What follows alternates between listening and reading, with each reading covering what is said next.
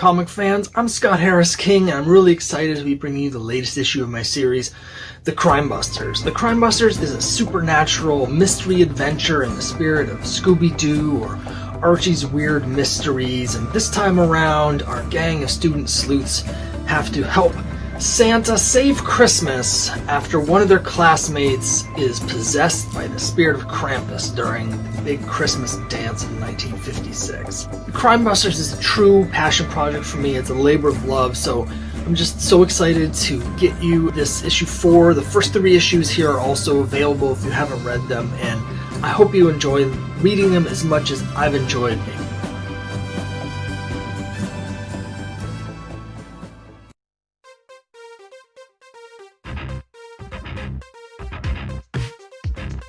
When your timeline reaches its Armageddon, what's a kid to do? I'm not a... Snag the keys to your mom's experimental ship, of course. That's not quite how it happened. Drift aimlessly in the rift between dimensions, trying to figure out how to operate it. Now hold on a sec. Pick up a few hitchhikers. Hi! Hello. And maybe solve a disturbing mystery that could lead to the destruction of reality itself. You know, if there's time...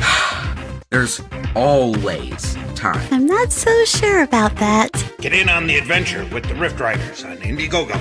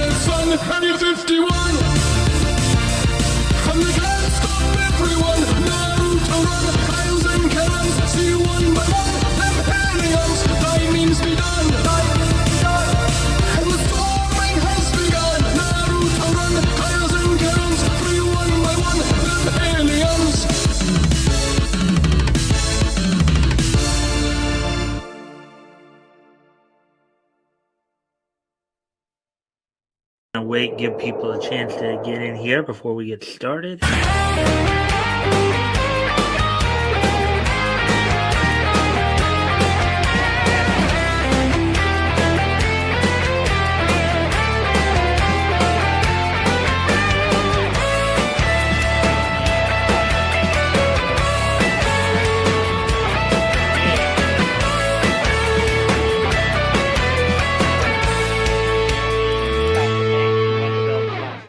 WrestleMania 38.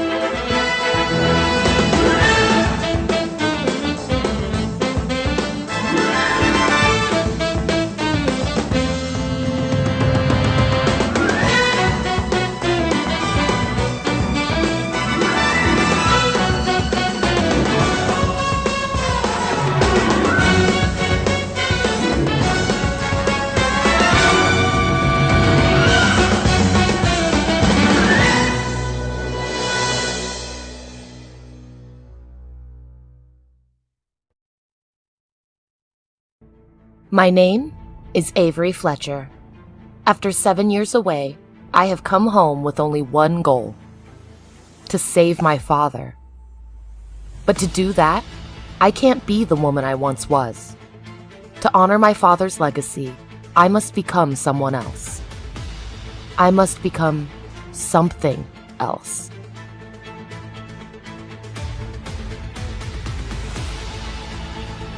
I must become Screecher.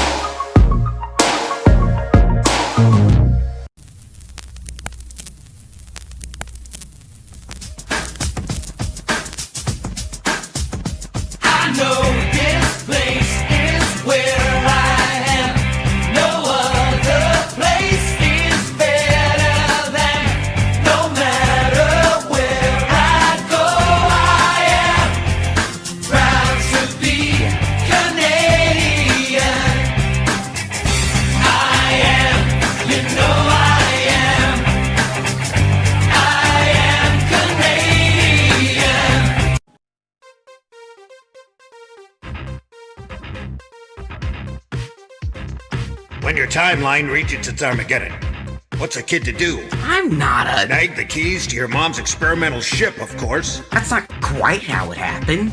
Drift aimlessly in the rift between dimensions, trying to figure out how to operate it. Now hold on a sec. Pick up a few hitchhikers, Hi! Hello. and maybe solve a disturbing mystery that could lead to the destruction of reality itself. You know, if this time There's always time. I'm not so sure about that. Get in on the adventure with the Rift Riders on Indiegogo.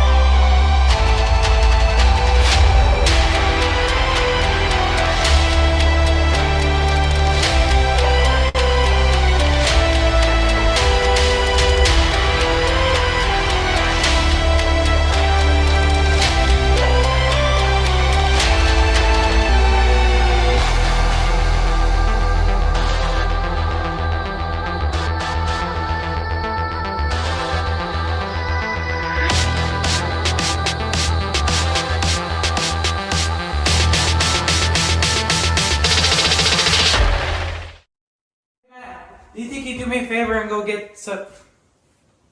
What is that? It's a baby. Baby? My baby. Your baby? It's like, would you like to hold it? But yeah, sure. And you can buy it too for $18.37. What? You can buy my baby too at Amazon.com. White Scar, Trials of Black Shemad. In the book, the self-appointed savior of the world, Black Shemad, has Hampton Academy on lockdown. No one can get in and no one can get out. It's up to the two main protagonists, White Scar and Twinkle, to liberate everyone from his clutches. Find out what happens when you purchase a copy on Amazon.com today. Should have known. You've been single for 23 years. Yep. Ahoy, Mickeys! 'Tis I, Captain Horatio Honeyflakes, and I be here to tell you about me newest crowdfunding campaign. The adventures continue with me crew, the Mighty Mascots, in issues 7, 8, and 9. Just focus your looking glass on the amazing artwork of Ian Warianto and Anton Bondi. Me crew, the Mighty Mascots, are up against some scurvy scallywags, and we need ye help to defeat them. There be a bounty of exclusive treasure only available here, where X marks the spot. I spy a huge coffer of bonuses and stretch goals on the horizon.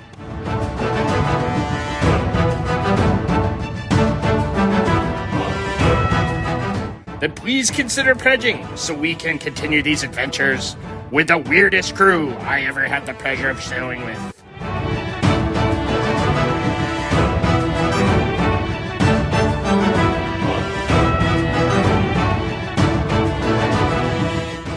Mascots Unleashed!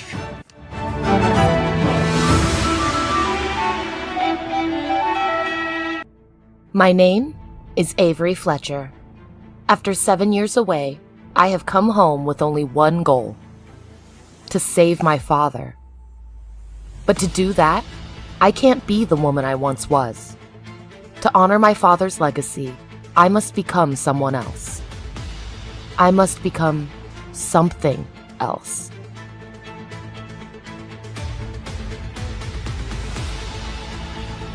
I must become Screecher.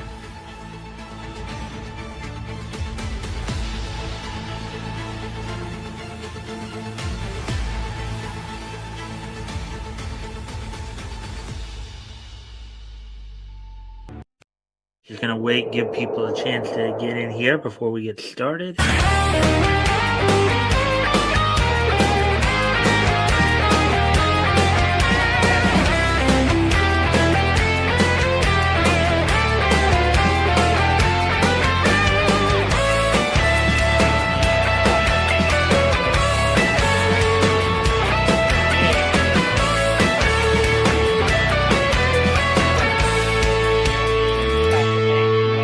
Last night at WrestleMania 38.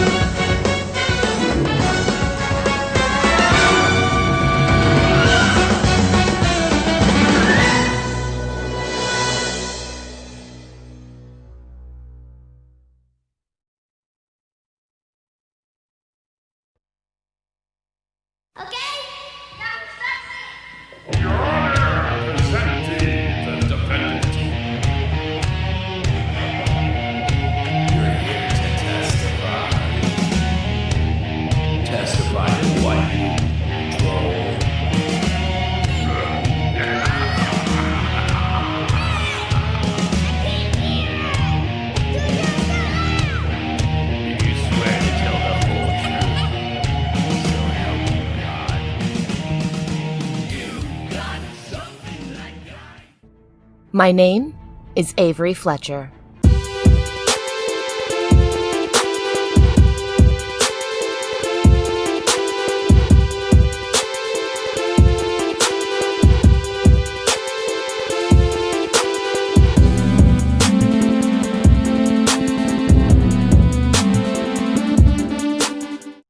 After 7 years away, I have come home with only one goal: to save my father.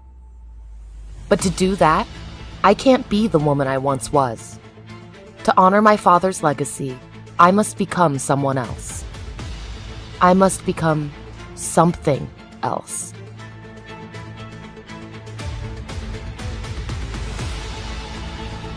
I must become Screecher.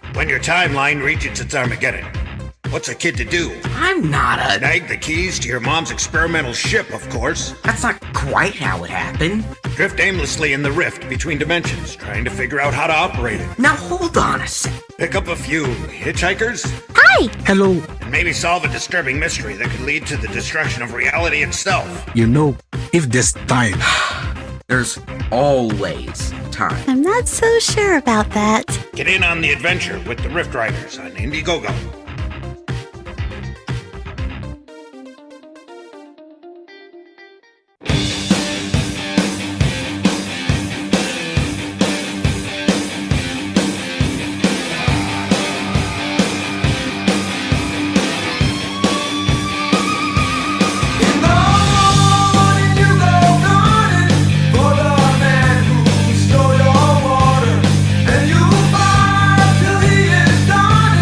But they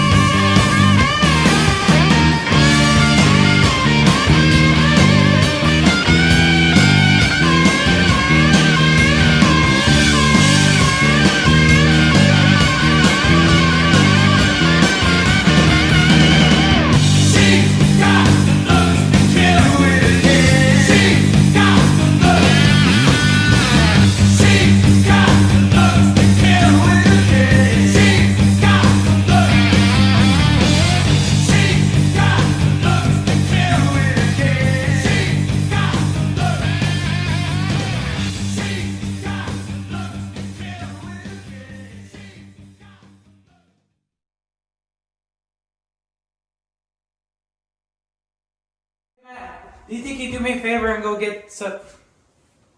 What is that? It's a baby. Baby? My baby. Your baby? It's like, would you like to hold it? But yeah, sure. And you could buy it too for $18.37. What? And you can buy my baby too at Amazon.com. White Scar, Trials of Black Shemad. In the book, the self-appointed savior of the world, Black Shemad, has Hampton Academy on lockdown. No one can get in and no one can get out. It's up to the two main protagonists, White Scar and Twinkle, to liberate everyone from his clutches. Find out what happens when you purchase a copy on Amazon.com today! Should have known. You've been single for 23 years. Yep.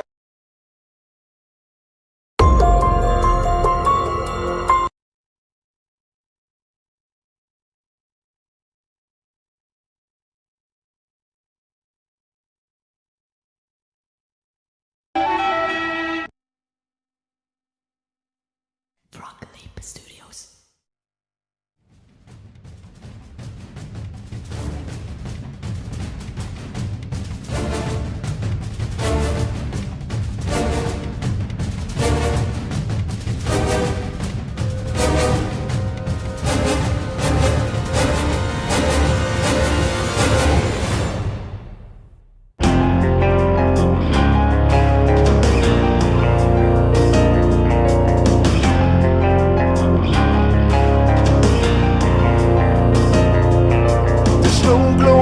On the mountain tonight, not a footprint to be seen. Kingdom of isolation, when it looks like I am the queen. The wind is howling like this swirling storm inside. Couldn't keep it in, heaven knows I've tried. Don't let them in, don't let them see. Be the good girl you always have to be. Conceal, don't feel, don't let them know. Well, now they know. Let it go, let it go.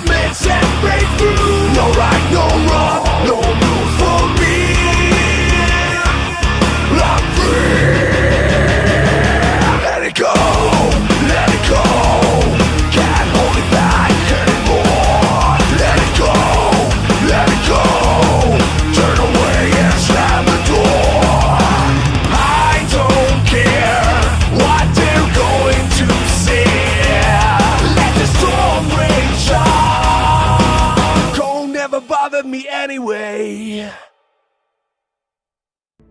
My name is Avery Fletcher.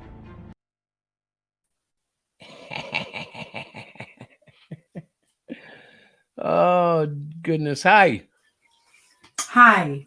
I'm Hi. like, we had a couple doubles in there. I'm like, hum-de-dum. If I was getting ready to watch the show, I'd be like, dude, we've already seen that three times. Dude, that's why I skipped it. Editing the stream thingy. So silly. Well, the problem is I'm trying to support people either that we back or that we know, and I don't know enough people and I don't back enough people. And some of the campaigns that I used to advertise are done. So like I can't very well keep advertising them. So we're having Terry. coming. Hello, Terry. What? Cluster Fudge 3 is coming next year. Of course, you said it's coming. You told me I have to do it. You do, but I just... And it's going to be insane. I know. So what do you got for us tonight, sir? Well, Hi, the Terry. good news is I'm dropping our Twitter, my Twitter. I'm closing it tonight. And we will open another one in Diana's account, and she will be in control of it, and it will be a very promotional based account because I believe I'm kind of detrimental to the public image of Hero Shack. Not because I'm an a-hole or something, but because I often get in very deep, dark conversations, and it's not always the most conducive thing for advertising your comic, especially when, well, I can't say my comics aren't that dark because some of them are, but I have a spectrum of comics, and I don't necessarily want all of them to be thought of as dark stories because they're not. The Great Cyclopean, ManGia Yoshokan, they're both very all ages. So yeah, got to be careful about how I do that. Let's see who's around. Tim's around, Rick's around, Terry's around, Mike's around. I'm really round. What's happening? So October 1st, which is this Saturday, we have a show coming up. People like Tim Jones and Keith Gleason and Johnny C and Krista Erickson and Scott Davis. Scott King Davis. Yes, yeah. Gary Henderson. He's like become like a superstar, hasn't he? I mean, since we met him, he's gone from like 4 issues to like 9. Yeah, he's got a whole slew of them. Yeah, he's like increased his art stable. Like he's got a couple of artists working with him now. Yeah. He's come a long way. He's doing really well. Very It'll be happy. nice to see everybody. I'm excited for the social aspects, to be honest with you. Yeah, me too. It's going to be nice. And it's a small enough group, but not a small group. Do you know what I mean? Right. Tim, your feelings can't be hurt. Oh, well, because you're not going to the show. That's why we didn't mention you. But I did advertise Melvin too. No, he's talking about his book that I have to review. Oh, you still haven't reviewed that? I have not read. I'm not kidding you guys. I have a stack. Wait, there. A stack of books on my nightstand that I promised. I did learn, holy smokes, I'm so excited, that I will have 2 weeks off around the holidays, like around Christmas time and stuff. Awesome. Well, I'm hoping to have a couple of done. Tim's going to be one of my first ones. Rick is going to be another one. I don't think Rick is really interested in my opinion. I don't think actually I am, but I will wait till I'll wait till you'll wait till I'm done my school. Guys, April 23rd, it's counting down. Well, come on now. I was going to say more. I'll wait till after you get the physical copy in hand, which then you'll have Canadian Shield 1 to do a review to, Canadian Shield 2, and Snowdrift 1. I'm going to be setting up my own blog channel of reviews. Look at Diana, though, acting like an MCU movie. Coming in April 2023. School ends and I start reviewing. Hey, Mike, how you doing? Hi, Mike. All right. Yeah, so I'm gonna be starting off with an article from RJ's site tonight on tonight's Mike Stand. He did an article for Mike Barron's launch party yesterday. So I'll be talking about that beginning 8 8 articles tonight. So he got up over $10,000, right? I mean, I think that's where Mike's campaign is right now. It's somewhere around 13,000, I think. yeah, well, he got a launch party. Mike Barron. We really are getting a packed house here. And of course, another little reminder here: Rick and Tim will be with me this Friday on the historical comic retrospect. As awesome. Learning, growing, sharing we'll be together. doing our May of 1939 coverage. We're looking at Quality Cons Feature Funny Volume 1, Number 22. So, which leads me to something I wanted to ask you guys about, because I know that you guys will be doing your comic book fest this Saturday, of course. Mm-hmm. You all right there, Diane? Yeah, I'm just yawning. I'm tired, but I'm Are you listening. saying Yeah. they're boring to you? Rick was suggesting I bring this up with you guys when we talk tonight. I want to know if you guys might be open, one of the 3 upcoming Fridays in October, 7th, 14th, or 21st. See if you guys wanted to come on and co-host. Get back to the rotation of things. Don't forget, I would October suggest the 23rd 7th. is a very important day in history, ever. What is that? The launch of Melvin 2. Is when? The 7th? you said? October 23rd. Oh. Rick, you zip it. Diane, you said you guys would be interested, right? I will. I don't know about Chris. I'm not speaking for Chris, but I had fun as long as I can read. Yeah, If I that's can fine. read I mean, that's something, fine. I want I'm to do gonna it. That stop aspect is reading, more honey. optional for anybody who wants to read along and do the character voices. That's always. I like to do primarily. that. I like having people on for the commentary aspect of it. I know you like the commentary, but I like to read. Yeah. Because I like to pretend I know. I like the pretty pictures. We all like the pretty pictures. I can't wait. Oh, sorry. Go ahead. Go ahead. No, I said we all like the pretty pictures. I was just going to say. So basically, just I guess just getting down the nitty gritty of which date you guys want to come on. Which Diana, you go. I know. October 7th is probably the best, I think. Okay. Because that's not this Friday. It's the Friday after. Right. It's this Friday. I'll have Rick and Tim on. We'll be doing, as I said, we'll be focusing in on Quality Comics from May of 1939. And the next Friday on the 7th, which also happens to be my birthday, my 47th birthday. Mike, that'll be fun. Yeah. So we'll be looking at United Features. And so then can I put you guys down for the 7th then? You could put me down. Christopher hasn't said anything. He's just sitting there smirking. He wants to launch his book. I'm like, well, let's get on some shows. Nah, I don't really want to do that. I'm like, oh my God, you're killing me. Well, I'll be there. Christopher, I'll be there. I'll try to do a little bit lately too. Do it. I'll be there. I don't know if I have you guys as mods yet or not. I will backhand you, Chris. I might make you guys mods to where you guys can share your link. Because I gave Tim a link as well. First, I'll ask Diana's permission, then I'll backhand you. No, that's fine. But you know what, Mike? You should consider, and I don't mean to tell you how to do your show, because in no way do I want to do that. But you should consider having groups of us on, even going so far as to like assigning us roles. Like maybe we can go over the material before the week or something. And like, you know what'd be interesting? Cool. What's is that? Like ever since I saw that movie about the creator of Wonder Woman, ever since you learned how creepy the dude was, I can't look at that character the same way because that guy had issues. Everybody has issues. We all have issues, Tim. Now I'm wondering about the creators of all the other legendary superheroes like Superman, Batman. Right. We know that it's actually Bill Finger who created Batman. I wonder what sort of issues the guy who created Melvin has. I have a lot of issues. You want to hear from my therapist? Diana is raising her hand or something. Yes, yep. Diana, you have a question for the class? Yes. Rick, I cut you off a gazillion times, and I know you had something to say. What did you want to say?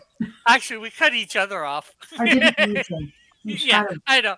No, I was just going to say, I can't wait till Melvin 3. I think it's going to be a better book. That's what a lot of people are saying. But Melvin 2 is just as good. Cool. I love it. So I just want to show you, I'm actually... biased. You might be I'm a bit actually biased. displaying classic Wonder Woman in my display of comics. See that? That's the main feature there in the top shelf. Yeah. Well, now I mean, if you look at Wonder Woman, I mean, it's like exactly you could tell what the kind of problems the creator had. She's wearing a girdle, she's got bracelets, and she has to tie villains up. Well, hey, Tim, Yep. from what because I did a bit of research, like before I did the historical comic retrospect in general, like what I'm doing now. I actually was trying to do it for my own purposes, my own interest with DC and all the books that DC had bought. Oh yeah, yeah. And a lot of William Moulton Marston's a lot of that stuff was actually influenced from his wife and his lover in their so they're the lifestyle, as it were. But wasn't he into like trying to manipulate women? That was like one of his things. That's he had like a whole philosophy on that. That much I didn't. That much I haven't heard, but I know he was. I definitely know, and I think everybody knows. Anybody who's done any decent research on it, he was a bit of a bondage fetishist. Yes, in fact, I think a lot of the editors when they'd complain about like why is Wonder Woman always getting tied up? Why is she getting spanked? That kind of thing. Yeah, but a lot of that. That's true. I was from watching the movie and that showed the editors like why on page is she doing this and. Yeah. What I understand, a lot of that was from his wife and lover, the two women that actually they said were providing the inspiration for Wonder Woman. The two women Wonder Woman basically made wow. the form of Wonder Woman, basically. Yeah, kind of ruins your perception of Wonder Woman, don't it? Well, I always kind of said Wonder Woman is my superhero because my first name is Diana, obviously. Right. Wonder Woman, I claim that. No. Well, I have to say the character has changed over the decades, though. But I want to point something out. I don't know how you guys felt about her, but growing up, Wonder Woman was never my favorite or anything. But I never had an ill thought of her. Like I had a Superman persona for her. Like she was the ideal woman who like had righteous morals and she was strong, just like she was the female Superman to me. And so I assigned her this role sort of like that iconic superhero. And when I first found out about her little like, bondage thing in the creator and stuff, didn't it kind of twist your view of her? Like, wait, what? It did, but like I still find myself slipping into the old Super Friends Wonder Woman mindset. Yeah. Here's what we all have to remember too. The Wonder Woman that we grew up on was probably was somewhat different than the one that was originally. Yeah. The character did change over the decades. In our group, of course, one of our major exposures to Wonder Woman was, of course, the Super Friends cartoon. Yep. Shannon Farnan originally doing the voice for her in the 70s through the 70s into the early 80s, and then. I would also add on to that, Mike. Probably another thing for Wonder Woman for most of us here would have been the live action with Linda Carter. Yeah. There was a live action. That one did have some more adult aspect to it. With Linda Carter? Not to the level of the comic. Yeah. Wasn't she on Dallas? That was Linda Gray. I'm just playing stupid. I was not a huge fan of the live action series, to be honest. But in its credit, it did launch and survive in an era that was not very comic book friendly when it came to mainstream. Yeah, but I got to say, Gal Gadot, like I just thought she was the best Wonder Woman ever. I thought she fit it even better. Best female character to me was Zealot from Wildcats. Yeah, but that wasn't a movie, was it? No, it was a character in a comic book. Yeah. And a TV show. Oh, the cartoon, yeah. Yeah. That's almost like X-Men generic, almost good cartooning. I remember that. The shame about Wildcats is by issue 50 they kind of wrote themselves into a corner. Yeah. Just kind of ran out of gas. I'm not sure where I seen Wonder Woman first, either in Super Friends or in the live action. but I know I fell in love with the live action. My mom even had a woman friend who had the name Diana Prince and looked exactly like Linda Carter. That's too funny. That's funny. Does the restraining order still hold, Brooke? Yeah. Here's a little trivia tidbit from a little bit of comic history in terms of Wonder Woman. Diana, when she came to America, when she brought Steve Trevor back from Ireland, she met the nurse. She met the nurse Diana Prince, and ended up. I think she bought. I guess she bought her name or something like that. But she basically was able to acquire the Diana Prince identity in America from the woman named Diana Prince. Well, the question is, what was she trying to... Usually people that give up their identity to someone else are usually getting to get away from something. What was the Diana Prince... What was she trying to get away from? I don't exactly remember. I think what it was, she was about to get married, and therefore she felt like, she didn't need her name or whatever. Because she's got an invisible plane. She can't find it. And she's got the remote to the button to for the. Have you seen the one where it's supposed to be a She-Ra and she's having that time of the month, so she just goes on a bloody rampage? No. I think so. Oh gosh, sorry guys. She kicks one of the bad guys in the butt, and her foot gets stuck there, and he's complaining as she's getting off her horse, and she's like, "Shut up!" How did we get here? Well, I don't know. I don't know. Chris, you started talking about Twitter. Diana, I think I can answer that. Okay. You start talking about Wonder Woman with a screen full of guys who grew up on her, and it just kind of went from there. I see that. So Twitter, yes, I'm deleting the Hero Shack Twitter account. Okay. Because it's so inundated with politics and drama, and it needs to be stripped down and become a corporate site that Diana can promote through. But I will have a new screen name. I will reach out to all of you guys and friend list you, except for you, Mike. I'm not reaching out to you on Twitter. You can just kiss my butt. I can't find you anywhere. Well, I don't have a Twitter anyway. So. That's no excuse. I look every day and I can't find Here's you. Here's a question: Twitter. why don't you do a Twitter now? Because since a certain person is because the dead. thing is that I'm too. There are times I'm too excitable. Okay, there are times I have at times gotten so worked up at moments where I've kind of said some things where, in hindsight, I probably shouldn't have said. It's because you're smart and you don't want to get yourself in a position that you will regret just because of that. Right. And so, Twitter is just one of those places where all it will do is just aggravate me. It'll just aggravate me too much. I cannot relate at all to that, Mike. Twitter is for twits. Well, honestly, for me, not getting in trouble is actually easier. I don't take the bait anymore. Yeah, I'm not taking any more, but I can feel myself getting upset as elections grow closer, as I see more crazy stuff on Twitter, and some of the things people say, I swear they say it just to get a rise out of you, you know. That's what I figured out. They say things to get you mad, so you say something so they can report you, and so they can get you in trouble. Yep. It's bait. Which is basically why I don't have a Twitter account. Why I'm not going back to it. But in truth, Chris, yes, my you love, want to talk about topics that are not beneficial to Hero Shack Press.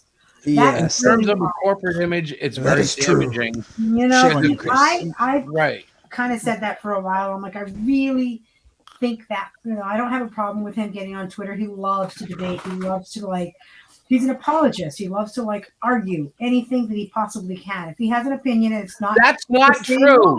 But it's a good thing. No, I don't mean that in a bad way. If I may interject something here. Yeah.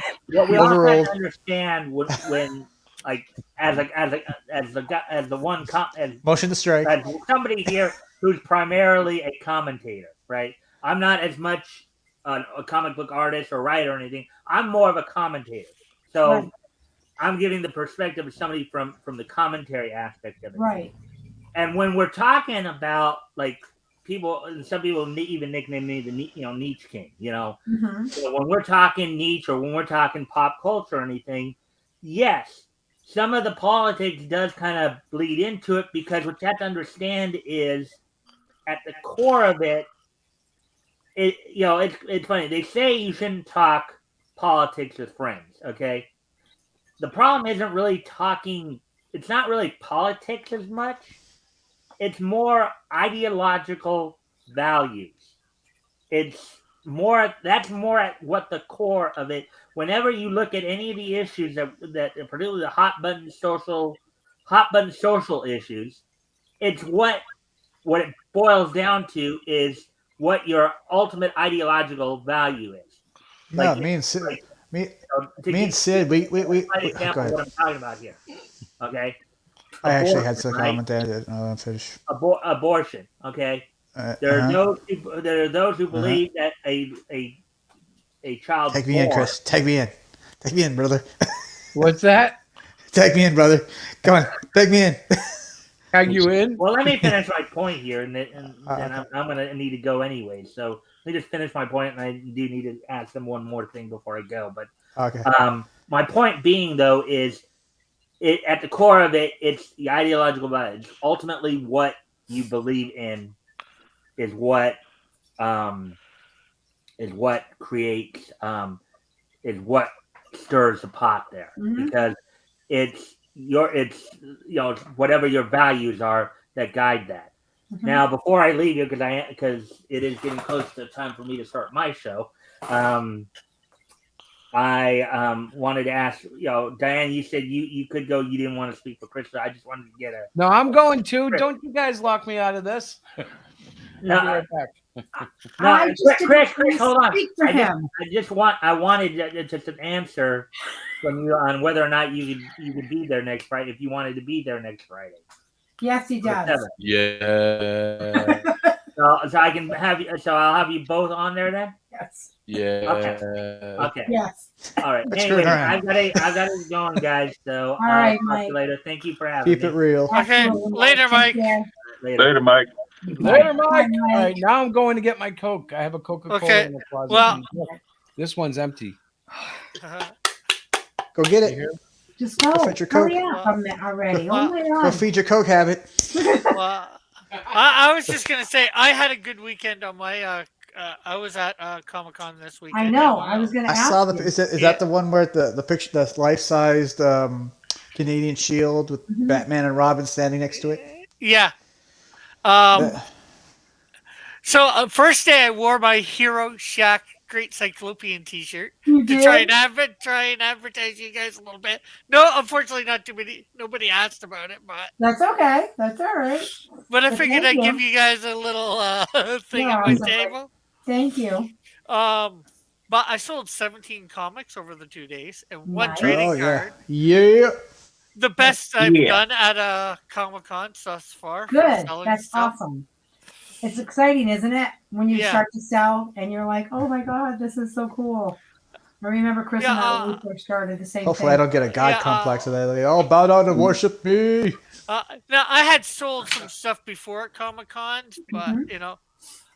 like this is the But this was best. a good show for you, huh? Yeah, I did. I far from broke even, but Yeah. I came closer than I have any time before. That's okay. That's awesome. And got a picture of my mom in Knight Rider kit. Cool. There you She go. must have been excited. Dun, dun, dun, Yeah. dun. I forget what else, but yeah, it was a good weekend. Very cool. And I actually have to go too because I'm on another show to promote Canadian Shield too. And so Oh, you can be like that, huh? anybody wants to go over to Kickstarter and support it there, it would be very much appreciated. Absolutely. I'm at $216 Canadian, so almost to half the goal. Yeah. And still got about 33 days left. 33, Cool. 32.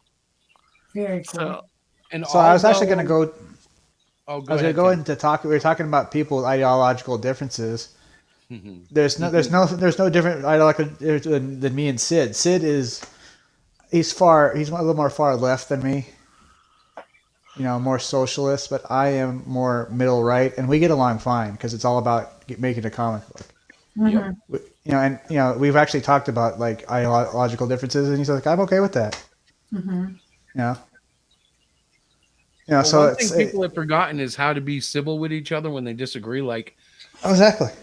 I was talking to a leftist, and I'm calling him a leftist in pure respect because he's a leftist, but like he's totally against a masculine editor. That was the conversation. And I'm like, okay, instead of just yelling at each other, why don't you tell me why you're against the masculine editor? What's the problem with that? If you've got left-wing liberal editors, wouldn't it make sense to have some right-wing editors so you could like diversify your company? Because they all talk about diversity, but I'm like, so why are you against?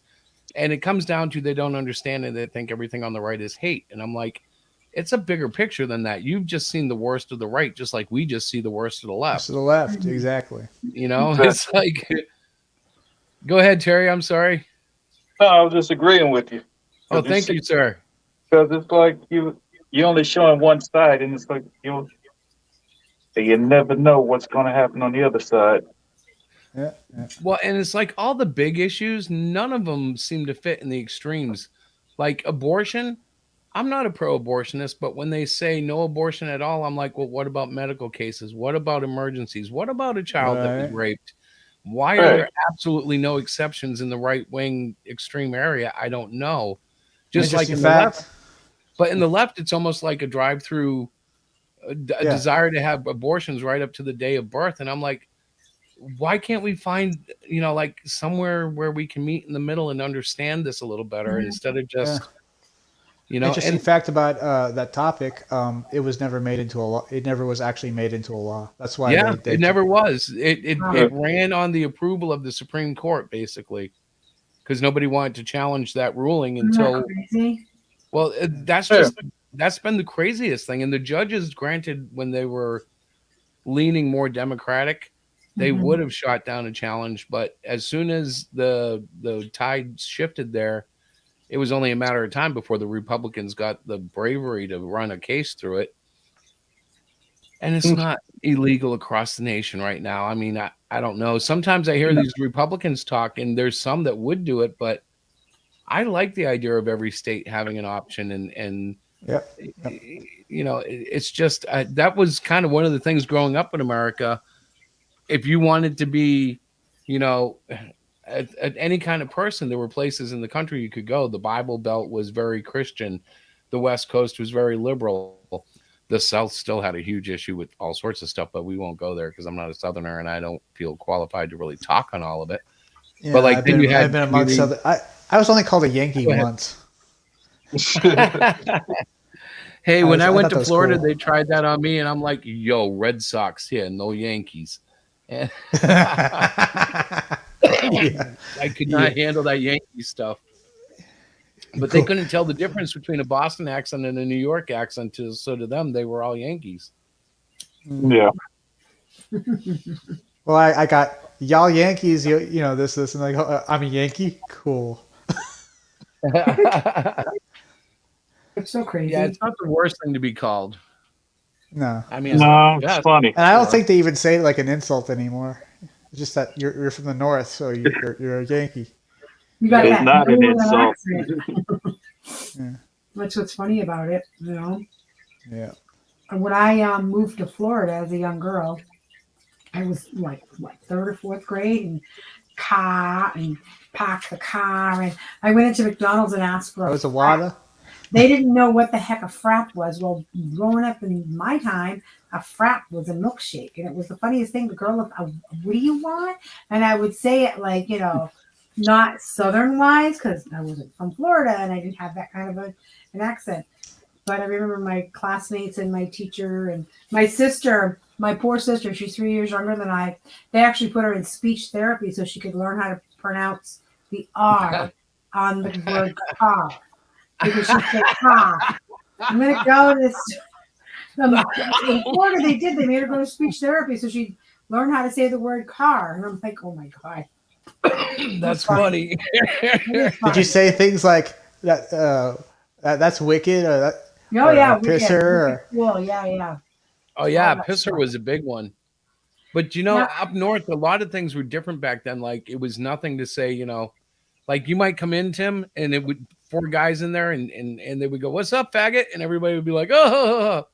It's not like that anymore. No. Somebody bleep out Chris. He said the F word. Yeah, well, I'm just using it in context of the Context, time. I So know. back then, like it was nothing to say, I don't like that show, it's gay. Well, now you can't use that term. And then the there's question the I R have word. is, the question I have though is, who said you can't say that? That's what I want to know, because I never, it was always just most of us didn't get that memo.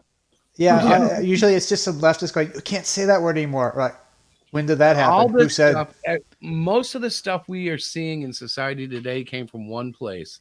Well, one general place, and that is American academia, which of course is mostly left, because they started justifying these things and microaggressions. And when you say this, you're inconsiderate. And granted, they were right in some level, but that's like life. And what they've done now is set up a system that is teetering, like it's going to collapse. They can't continue. Well, people are already getting sick and tired. You heard about that one TikToker trying to cancel Metallica, right? Again? Yes, I think I did. And what happened was everything she pointed out was like 20, 30, 40 years ago. And that's what everybody said, because like everyone was like, oh, that's like 20, 30 or 40 years ago. And she made the mistake of saying these old white men, like, no, half the band is actually, Kirk Hammett is Filipino. And the bass player they've had for like a decade now, he's like Mexican and Native American. Oh my God. Yeah. And their choices were never made for the progressive check boxes. They were just being stupid. They had issues with Dave Mustaine, and they found a kick-ass lead guitarist to take his place. They were never like, we need to get some representation in here. I don't think that's what. I think that's what's missing today. Like, it's one thing if something comes together organically, but it's like, remember how bad Captain Planet was because they just like made a rainbow of nationalities just to do it. They made that like Captain Planet was always kind of stupid. But they made that the standard. That's the checklist now. Do you have every nationality? Yes, we do. Do you have females and males? Although now they've expanded it to be, gender fluid, I guess is the way to put it, because they could be any identity at this point. And it's like crazy. I don't want a checklist. I want to focus in. And then you bring in unique characters to contrast against your mainstays so you can have engaging stories with real growth for the reader, and real stakes so that they get involved and learn something. I don't know. I think the best show at that was the original Star Trek, because they used to like show you 3 or 4 sides of an issue, and then at the end, like there would be kind of like this reckoning between, like, usually it was Spock and Captain Kirk and Bones, right? And they would all have like a different approach, and you'd hear these 3 sides and be able to walk away from the show left to conclude to yourself what the right. I'm a little crazy, but I actually only really like the actual 6 movies of the original Star Trek. Oh yeah, you're totally crazy. You are. Well, I just like because it was an upgrade from a campy sci-fi TV show. Oh, but you know what? When I was a kid, I used to like get all the light brights in the house together, and I set up my command deck, and I'd get the reclining chair that would spin and look like the captain's chair. Dude, I was all into those fake sets because I think I'm about 10 years older than you.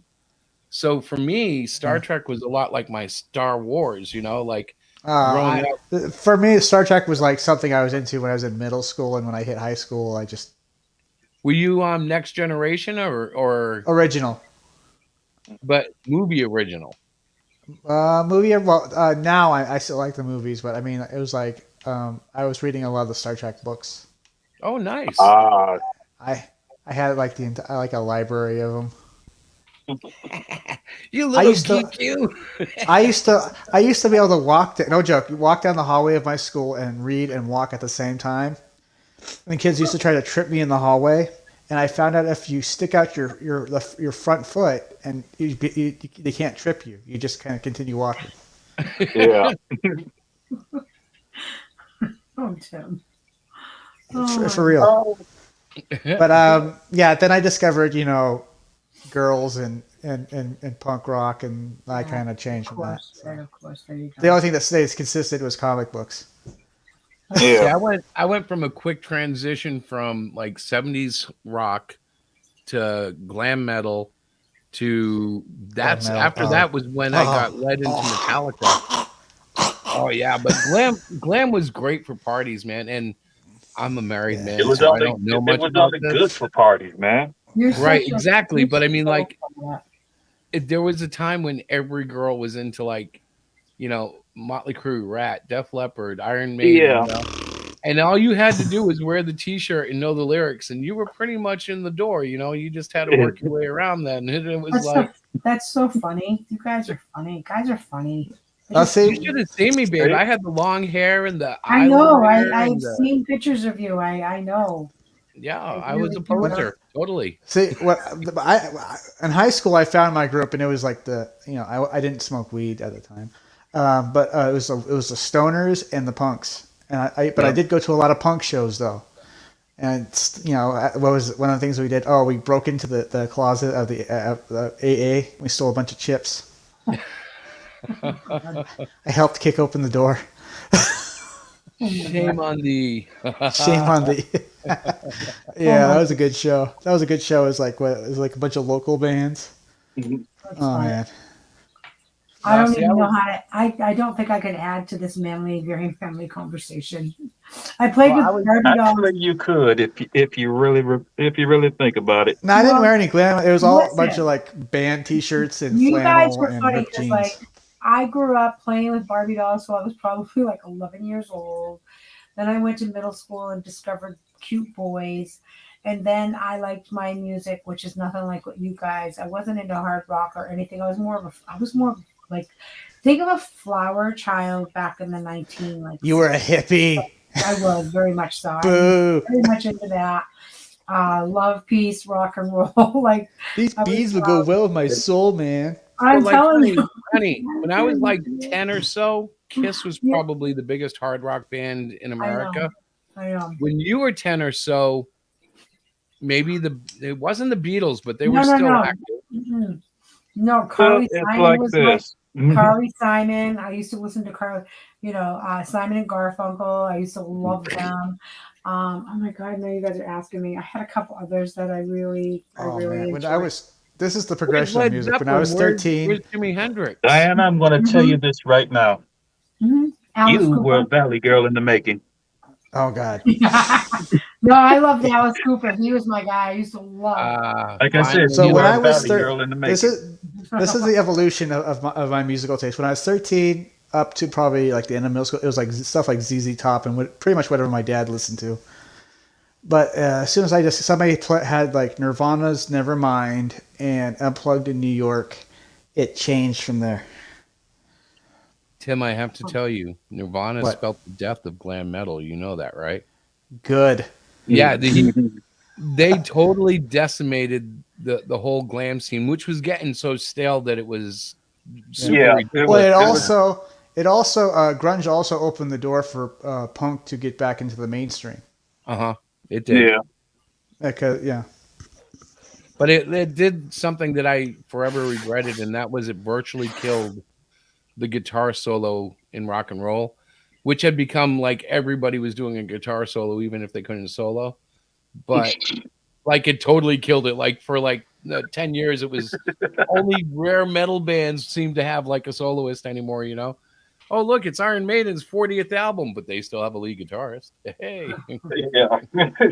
Well, that's because grunge, which actually started in the 80s, was it was like the sludgy guitars of metal, but with the pace of punk, which was punks cut down the solo to barely nothing. It was just about speed and how fast you could play. Well, and with Nirvana, I noticed a lot of their stuff. It was more the melodic rhythms and stuff. They didn't need. They didn't need any of that. They had No. single note little ditties that they would do and open chord. It was just amazing. He was a different kind of artist for their time. Yeah, Then he got but ripped off he could totally. also he was it was weird. He wanted fame, but he didn't want fame. Right. True. He had a lot of problems. And one of them was named Courtney Love. And where are they now? Yeah. Oh, please don't bring up Courtney Frances. Frances Bean Cobain. She wants nothing to do with Courtney. That's I get it, but it's sad too. Yeah.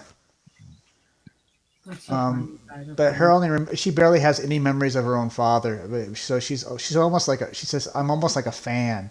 Yep. Because she doesn't know her father really. I can relate to that, and it must be, but I can't relate to the fact that everybody goes, "Oh my God, I loved your father."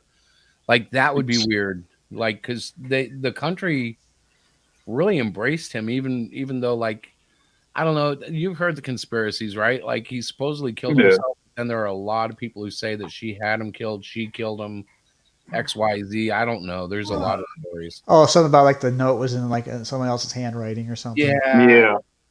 You know what? I have to trust that law enforcement must have done the right thing. When you think law enforcement, well, the one true thing is he is dead. That is certainly true. Oh, that was one of the things. That was one of the things she tried. That TikToker tried to cancel Metallica on was a really dark joke about Kurt Cobain's suicide. Oh, come on! It's like the joke we've all heard. Like, what color is Kurt Cobain's eyes? Blue. One blue that way, the other one blue that way. Yeah. Yeah, we've all heard that joke. I hadn't. I've heard that joke a million times. Her complaint was they did it like days after. It's like, okay, so they're trying to be. That joke started 2 months after he died. Yeah. So how old is this little girl that tried to do this? She was obviously like some kid, some kind of like teenager in her early 20s. Well, they do believe that they're doing the right thing. They found a controversy and they've seen it happen before. But I think she must have underestimated Metallica's carrying power because Metallica's core fans have always been like, "So what? Shut up. Good. You're bringing it's like one person said they were before they were famous. Everyone knew them as assholes. They've always been assholes. That's how they became famous. Look, they had Dave Mustaine who had written I think most of the first album with Hetfield, and they just dumped his ass and picked up, may I use the term, a Filipino lead guitarist out of nowhere, and took the music industry by storm. They were not known for being nice guys. No. And Mustaine was so good, he went off and made Megadeth, which while was never as big as Metallica, still was huge. Exactly. But it's just like everyone said, like Metallica boosted a lot of bands. These things she tried to get them on were things that everybody already kind of knew. Those things have been those videos has circled around more than once. Like James Hetfield referred to Asians as Orientals one time in like 90s, mid 90s or something. Well, someone shoots me, but I was using half the world. Yeah. But I was using Oriental up until what, honey, 3 or 4 years ago when one of our kids said to me, "Hey, that's offensive." Yeah. I had no idea that it had even become an offensive term. When I was growing up, it was just another identification for an Asian. Mm-hmm. Right. So I don't know. Naturally, I don't use it now because everybody gets so freaked out if you do it. And I know enough people that do get offended that if I do slip something like that, they will come up and correct me. They'll pull me aside. Yeah, but when people are getting offended by things that you shouldn't be offended by, then who can tell anymore? Well, I had I called a woman colored, and another woman, a white woman, pulled me over and pulled me aside and said, they prefer to be called black. And I said, I don't know what they prefer to be called because it's them. I said, she wasn't offended. Well, I just thought I'd tell you. Well, thank you. I'll keep that in mind. But what it did do, I try to call people by their name. Well, but you know what happened? Well, it was because I was trying to describe her. I'm like, it was the colored lady who does you can't do it. But I ended up talking to the woman, and she didn't care either way. But See? as soon as I was alone with her, I was like, "Look, I called you colored, and I don't know if that's the right term." And she's like, oh, "I don't care. You okay?" Yeah, I'm like, see, like I knew it. Honestly, if that was the case, I'd find that white woman and say, I talked to her and she said she wasn't offended at all. And why are you always offended for other people? Yeah, I didn't do that though. I just, after that, I'm just like smiling. I'm like, okay, whatever. That's what me and Tim would have done. Yeah. Why are you offended for somebody else? Yeah, exactly. I just, you know what? I just kind of, I often do that. I kind of swallow my tongue at that point, and I try to. Because honestly, you know why, guys? You know why I think that is? Because the world is so easily offended. Let them be offended. Maybe they deserve it. Be offended. Overall, the world in general, people in the world are so easily offended that it is just ridiculous. And the Bible talks about that. Talks about how easily offended that we all are, and it's crazy. So here's this white lady saying to you, Chris, oh, you shouldn't call her that, but you can call her number one. It wasn't like it wasn't a slur. Your intent wasn't bad, right? Your intent wasn't bad, but the person of color that you were referring to isn't the one that got upset. She was like, oh, whatever. Yeah, I know. It's one of those things. It's like when people want to go correcting you and stuff. It's what it is. It's watered down racism. Very. Yeah. Yeah, it really is. It's very sad, but unfortunately, it's very true that that's what it's taken. Well, the thing is, I'm always going to be mean, so I will always say something that'll offend somebody. Well, it's funny that the term doesn't have the same punch it used to. Right? Yeah.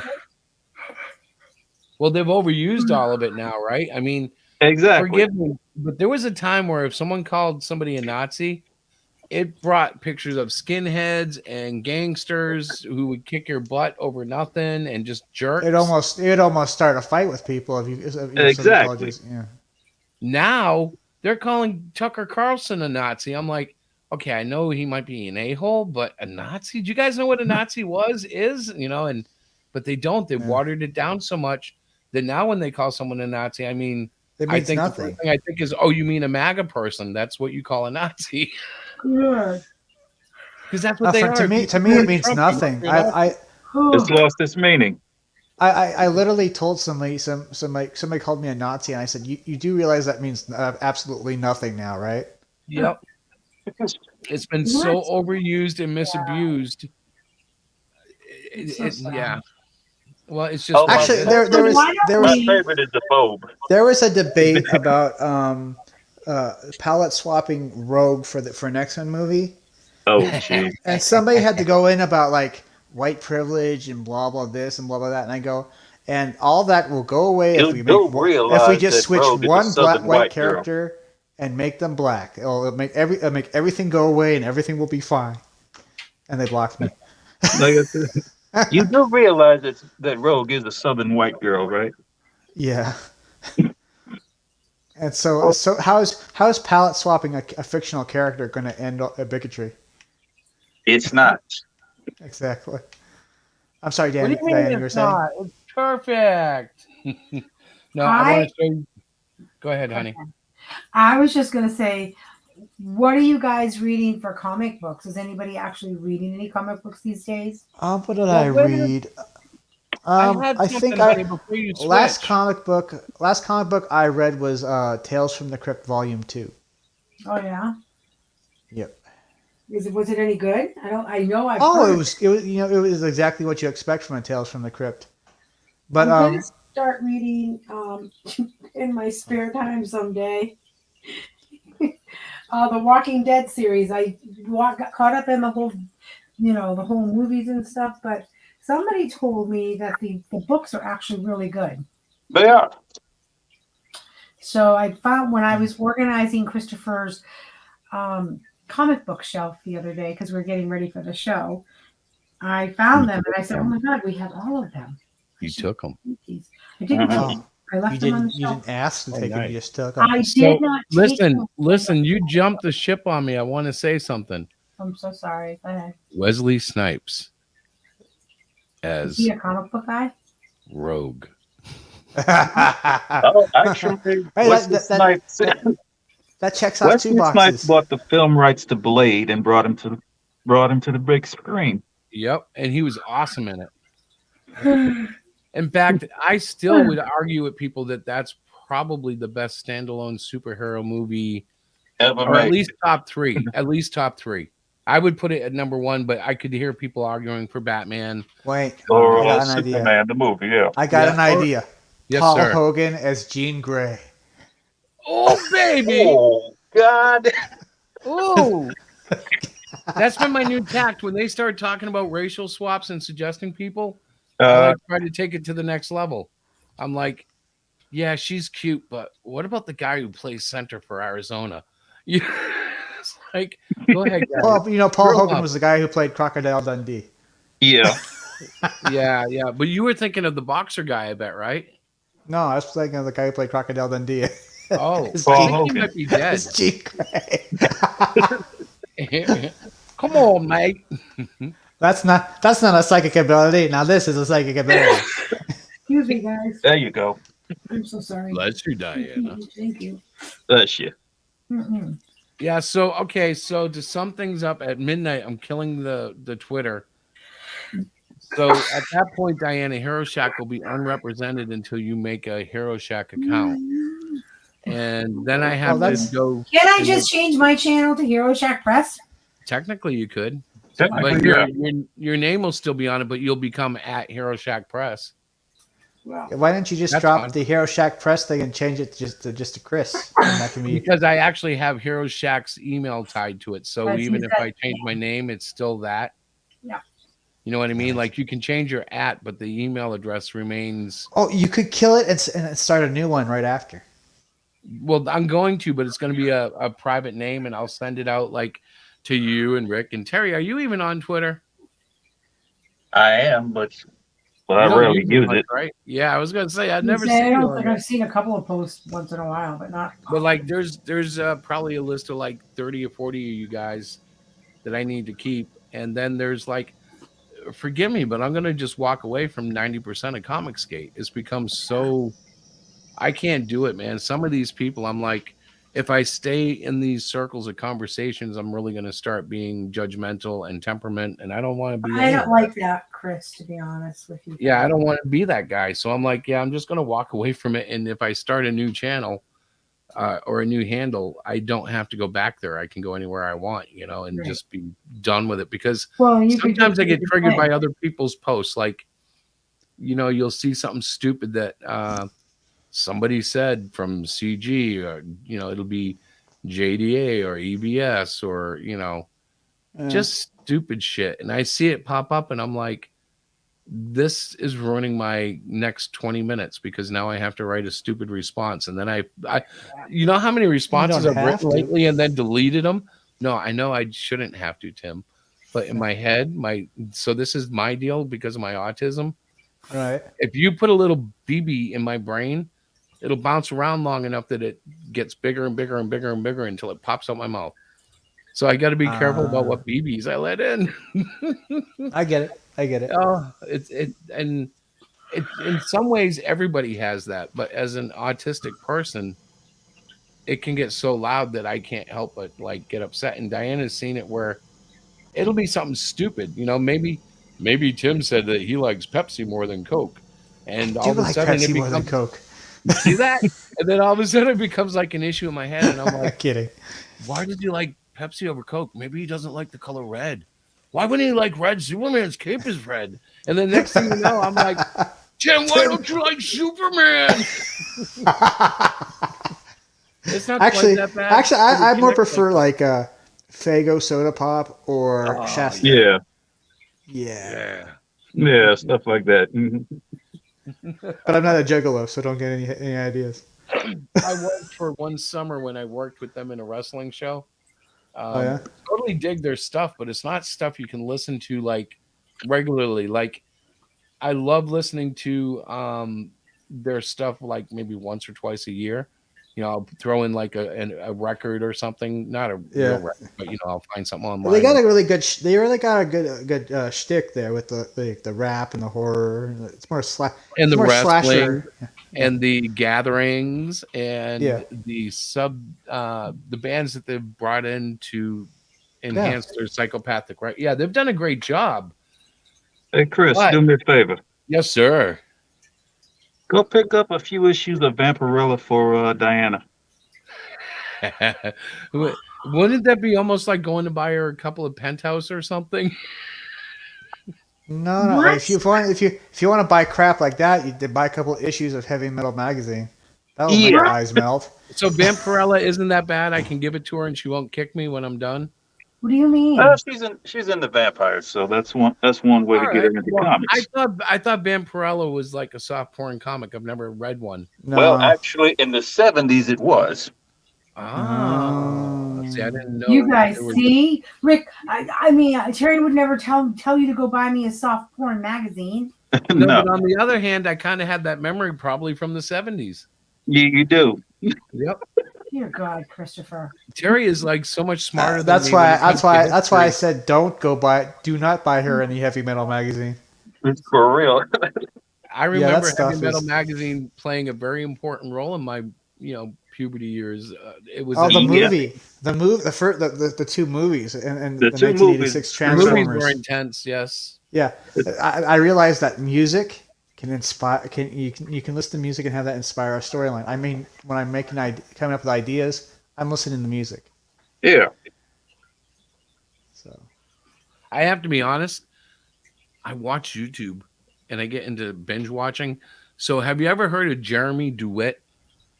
Yeah. no.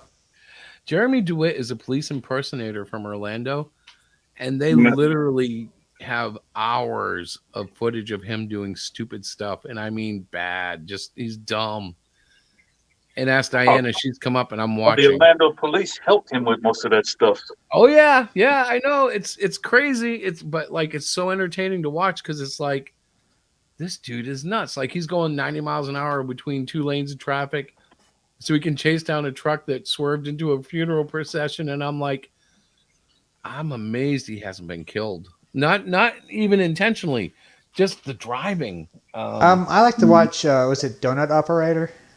I haven't seen that yet. What's that? He reviews footage from cops and such, and then kind of breaks it down. Oh, I know the guy you're talking about. That guy's Yeah, funny. yeah, that guy. That guy's That guy. funny. I'm gonna Yeah, have he to is check funny. that out. think Did the you last guys one I ever saw- watch Techmoan? No. So Techmoan is a British guy who I watch frequently. Whenever he puts out a video, I'm on it immediately. And what he does is he buys Japanese equipment and old equipment of any kind for audio, and then he fixes it and demonstrates it. And he's just so comforting. Well, how about Awkward Ashley? Not yet, but now I'm gonna have to watch that too. Is that funny? She's a millennial that watches she didn't watch a lot of movies growing up, so she's a millennial watching classic movies for the very first time. It's usually based on suggestions. And then she kind of breaks it down, and her mascot is her cat Beans, who's this overweight cat. So Does she like so for freak out October- over what she sees?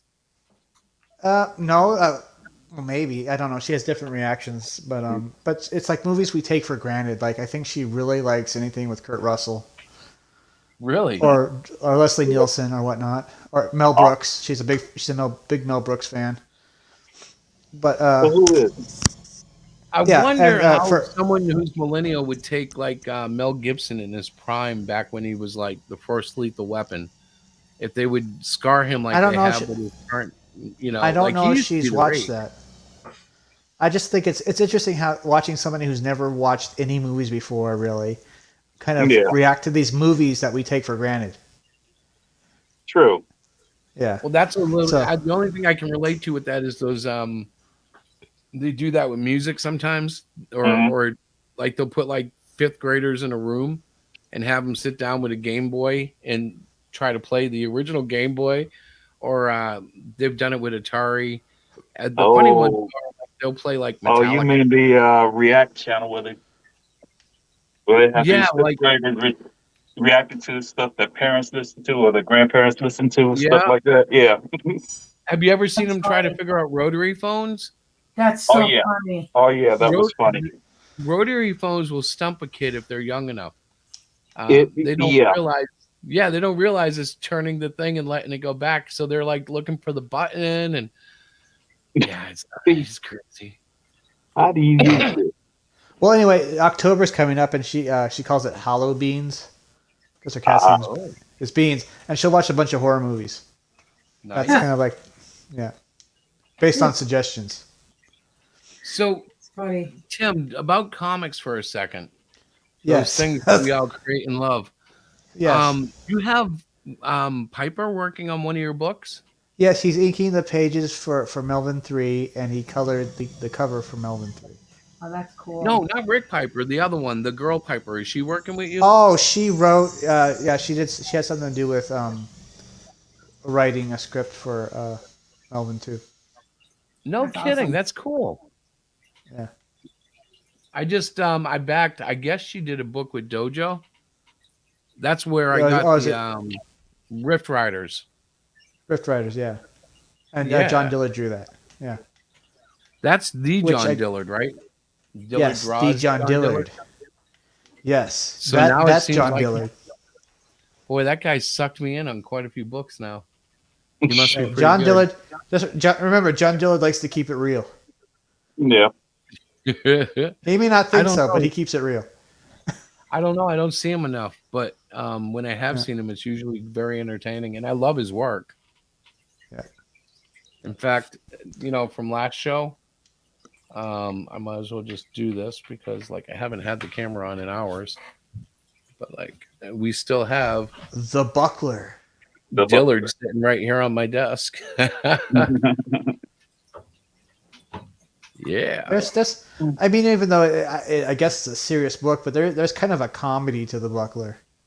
Just Especially if you're aware of the Canadian Shield connection and all that. It has its own little legacy.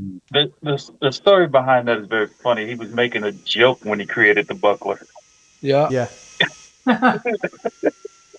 He said, "Why don't you just call him the Canadian Buckler?"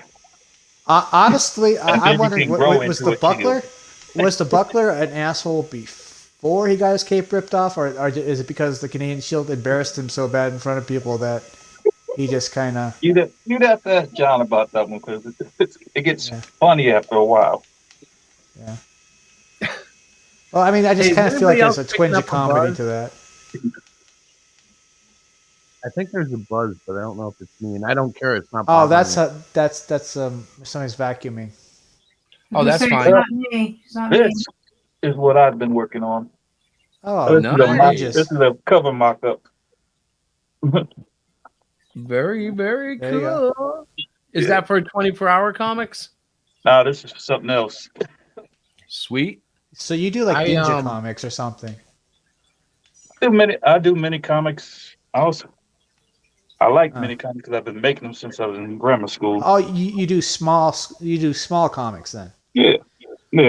The size of the book small or the page content? Size of the book. Oh, that's cool. That is cool. You write them as well? Oh yeah. Do you have them on, Terry, do you have them on your website for sale, or is this like Let your me own see little if I thing can that you don't share? Well, I'm gonna start posting my next set on my site when I get it up and running. Terry? Yes. When are you going to get it up and running? It'll be up and running within the month. Oh, come Terry, on. Terry, tell her April 2023. Terry, listen. Well, if I'm going to be putting my honest, camera on so I can look at you, young man. Listen to me. You have given me. I'm going to tell you this. It'll be up and running around my birthday, which is in December. All right. So I guess I can tell you guys that I finished episode 1 of ManGia Yoshokan. You did. Okay.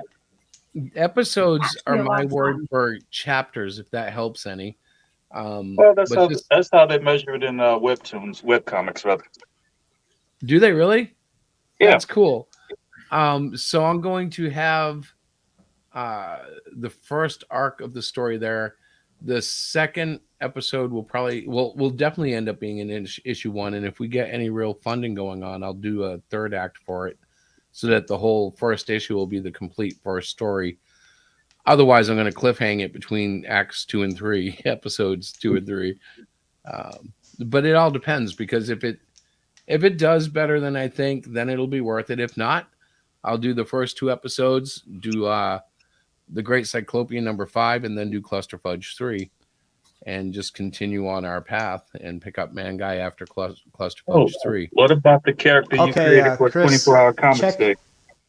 Check your Facebook. I haven't done anything with them yet because it's been so difficult to get anything done. So I'm probably going to either have to skip it or figure out something challenging to do it. Like I might end up trying to do it in 12 hours, but it would have to change in detail. I'm looking at it. Do you care if I share that? Sure. Yeah. It's the new rough for Melvin 3. All right, hang on. Let me get the Let's share screen, Chrome tab, Facebook, and here we go. Share. Dun dun dun dun. Not bad. Yeah. Let's see if I can make it bigger and then scroll it. Boy, that didn't make it bigger. That makes it okay. Let's see, is there a zoom? It is cool. And maybe if I put it in a new tab. Hang on, I'm gonna have to reshare it so I can make it bigger. Because you know what? One thing I like is big. I like big artwork. Well, that's what you have to do with when you do comics traditionally. That's much better to look at. So, who's the artist behind this one? Sid? Sid, yeah. Yep. I like how he's breaking it down and you can see the established shadows already. Yep. It helps give the page weight so you know what you're getting. Oh, yeah. I'm finding that with my stuff, I'm learning the whole deal with weight and shadows and stuff at this point. I thought I knew, but boy, every issue gets me to know a little more, if that makes sense. Every issue I draw is like another course in something new that, you know, I'll watch a video and go, oh, I'll try that. And boom, it works. Chris, you have to understand, you're used to doing things digitally, so it's like size really doesn't matter. That's true, but it ends up mattering when I go to press. Like I do everything at 600 DPI as opposed to 300 because that's the digital standard. Yeah. Because 600 actually gives me more resolution to be finer with my lines. I find that anything less than 600, the lines just look digital to me, I guess, if that makes sense. Like you can tell more. But there are times like where I'll draw something and then I'll see it full size and I'll realize I didn't see all the imperfection in it because it was reduced on screen. Yeah. And I'm learning around that. It's still tough sometimes, but it makes it interesting and fun. I don't know. The next year is going to be very telling because Diana has her work cut out for her. I do. You do. Well, April 2023. I am working if on you it. if you're interested, we could always do a stream where we do a traditional versus digital. Dress up and see which one. So here's the thing, and I've yet People to should do both. But the thing about digital is I've never used it to its full potential. And sometimes people who do it, there are some people doing things digitally that aren't necessarily difficult that drive me crazy. And I'm like, oh man, but I can't go there. Like, even after, did you see George Gaddis's revelations about all the classic artists and the things they've done and the tracing and the referencing of photos, the way they did it? And basically he's of the mind that whatever it takes to get the job done and done the best you can, that's fair game. Yeah. But I think you can relate to this. I know I feel this way, but I grew up reading artists who didn't generally do that, even though he shot down some of my heroes. There are still artists I know that exist that can sit down and draw an effing page that looks amazing without even looking at a photograph. It all pours right out of their head. So I know those artists exist, and that's always been the art I've tried to emulate. So it's a these are guys you have to understand. These are guys who usually draw from the imagination. Yep. They're not drawing anything like actual cities or stuff like that.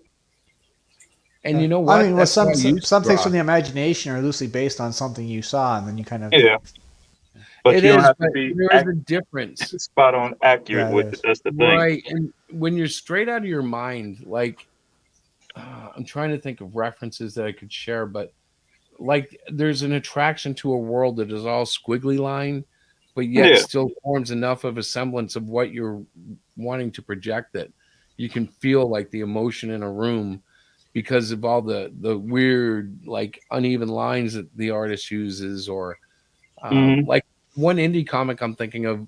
I don't know. Did you guys ever see Otis Stein? That guy. He put it out. I've seen that. Yep, and there was a lot of that in that book. Now I've seen it done, professionally on a different level, but that perfectly encapsulates what I'm talking about. The lines weren't perfect. The art had its own style, which was not Western house style, and yet it had a great feel to it because that was kind of like what you're talking about, Terry. It was obviously straight out of the head. There was no mistake seeing that. And like part of me used to draw that way all the time. And now that I'm trying to do comics, when your heroes are like John Byrne, that's not the same You're thing. talking John to a guy Byrne, whose hero was like Rob Liefeld or Sam Keith or Peter Laird and Kevin Eastman. Those guys were mainly in the high-speed action. You have to remember that too. So exactly, my friend. Which is why Rob Liefeld didn't have to draw feet, because all of his characters were moving so fast that it's like it didn't matter. Hey, look, there's more dust on this floor than anything. Hey, They walk into a he drew lab. feet. He drew feet. You just don't always see them. That's what I'm saying. Besides, that's what I'm saying. It's like you didn't miss it because you were so caught up in the speed of the story. It's like yes, exactly. Well, it didn't matter. Shatterstar versus Reaper, and he cut off his hand, and then said, "I could kill you, but that's not the way of my comrades." The thing about Liefeld was, if you wanted to look at his art from a very academic stance, oh, this is wrong, that's wrong. If you're reading the book, his art will suck you in, and you won't even realize because he's got so much action and energy in it. It's like, yeah, okay, now that you pointed out 40 years later, I can see that there's a problem with the anatomy. But when I read this story, there wasn't one because it just wasn't right. He was like Jack Kirby. Felt good. It just felt good. You didn't. These academics didn't run anything by 12-year-old Tim, who was like awesome. Or the sales numbers or any of it. They tried to ignore all of that. And there's Rob. What is he now? 60 years old? He's still out there going, yeah, I'm kicking ass. I'm kicking ass. He didn't even go to college. He got picked right out of high school. By the editor of Marvel. But you can see why the energy was obvious. Even though his art has all these things that people can pick at, he was a true cartoonist. Like that's exactly. Yep. Well, I say was. I'm sure he still is. Forgive me, Rob, if by some weird chance you're watching somewhere in life. You are a great cartoonist. I don't mean to sound like he's deceased. And with the 12-year-old Tim, Rob Liefeld was like God. Was close to God. Excuse me. Yeah. Rob Liefeld was God because at age 19 he was working for Marvel Comics.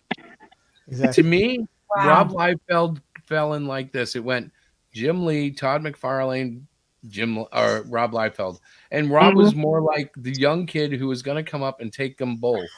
It was just a matter of time in my mind when he first was really popping. I was like, yeah, Jim Lee's better today, but watch what happened. It never really materialized. Yeah. But Rob always made you think it could name happen. any other comic book creator and artist that actually was gonna do a comic book with Eazy-E, who came right off the street and met him and said, "We're gonna do a comic book together." Ooh. You can't. That's the whole point. You can't. Yeah. I'm like, I don't know one. Exactly. Most days don't happen anymore, right? I mean, No. that's too bad. Rob Liefeld was so famous. He actually got to do it was a Gap Jean commercial. Yeah, Levi. Yeah. Yep. And it was funny too because it was the coolest damn commercial. I think I remember seeing it. He was at a drawing board talking about drawing in his Levi jeans. Yeah. Yeah. Excuse me while I sit down with my button fly hook jeans from Levi and draw this picture. And what we need to understand as fans is they went from making pretty good money with Marvel to totally crushing it with Image because they're Image comic books. Millions. Image comic books was the shit back in the day. Mm-hmm. Yeah, it was. Man, that's why I'd love to be able to get on stream with Dale and just like talk about how awesome Image comic books was back in the day. It really was. Yeah.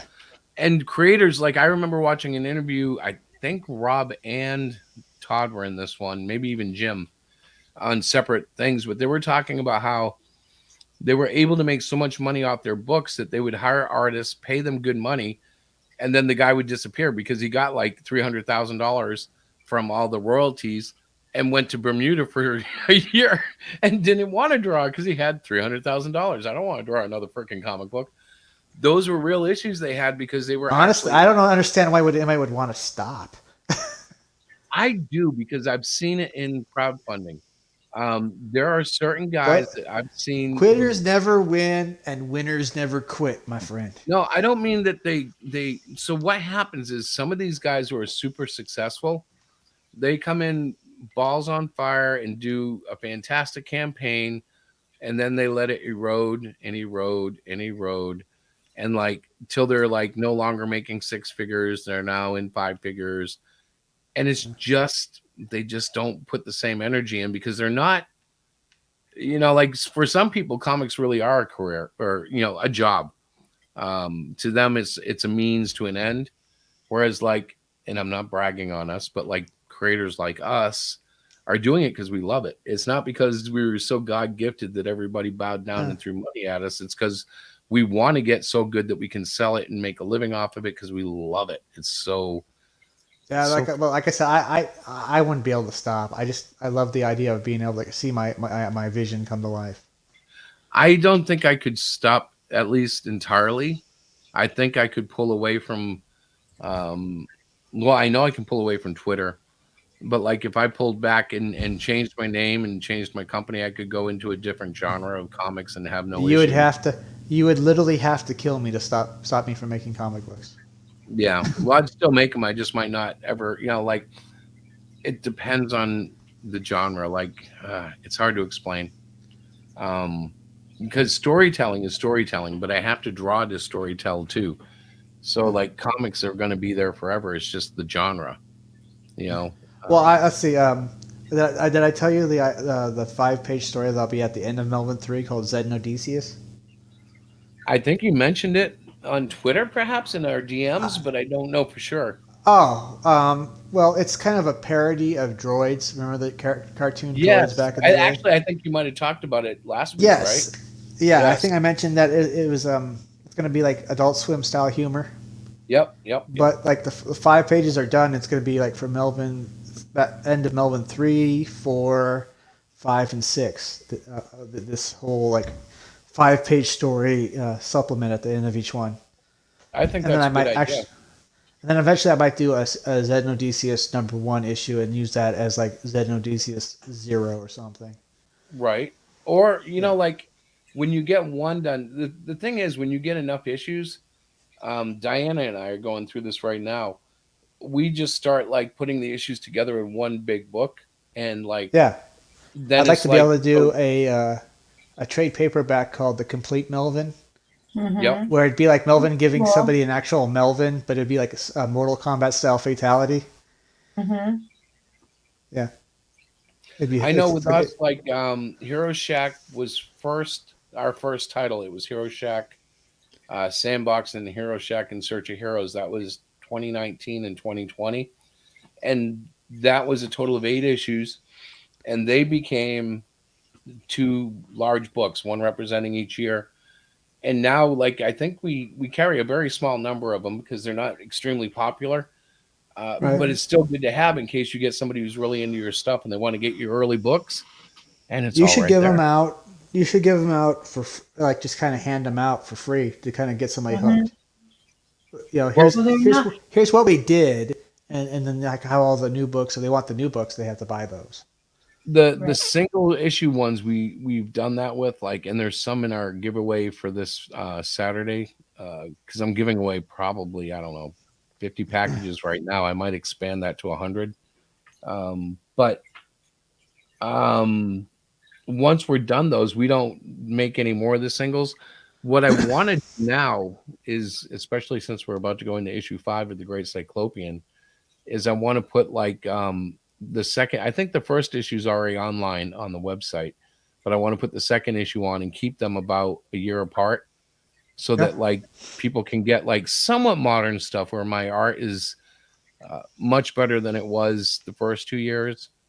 Because that's the only thing. Like the first 2 years, I go back, I look at it, I love it, I enjoy it, but I understand that is not where I am now, and I'm glad. Like I'm always evolving. So Right.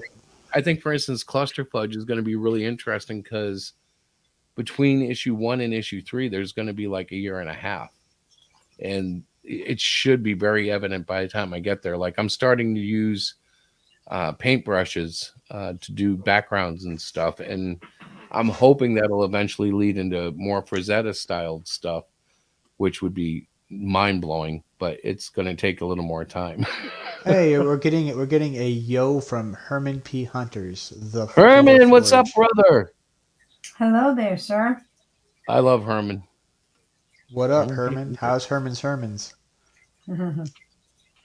He's doing good, I think. Hey, by the way, is anybody interested in Rob Zombie's Monster series? I think it's a series. It might be a movie on Netflix. Is it coming? Is it here? It's out. It came out yesterday, I think. I didn't know that. Yeah. I don't know if I'm interested or not. I think it's made for kids, believe it or not, as wacky as that sounds. Yeah. Anything Rob Zombie, I can have a hard time imagining for kids.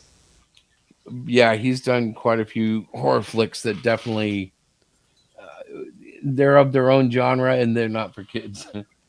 No. Very cool. And I guarantee that his wife will be in it and you'll see her butt. Yeah, almost. And I think she plays Morticia or whatever her name is, right? Isn't that his wife, the brunette? Morticia, that's Mrs. Adams from the Addams Family. Oh, who's the Munsters' wife? Because I think she's in it. I don't know. Now you're going to make me look it up, my friend. Munsters cast. Of course, it gives me the old one. Okay. Put Rob Zombie's Monsters. She plays Lily Munster. Oh, Lily. You know, I can't understand how a monster man and a vampire woman give birth to a wolf child.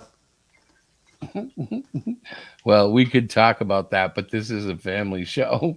Me thinks Mr. Munster came home and caught her in bed with the wolf man and killed the wolf man. I think you're being too romanticized. I think they were just nasty demonic orgies, and he strangled her to death. He strangled him to death accidentally, of course. Yeah. Have you ever have you seen that SNL skit where it's instead of vampires, it's like a parody of Twilight, but instead of vampires, it's Frankensteins? No, I haven't.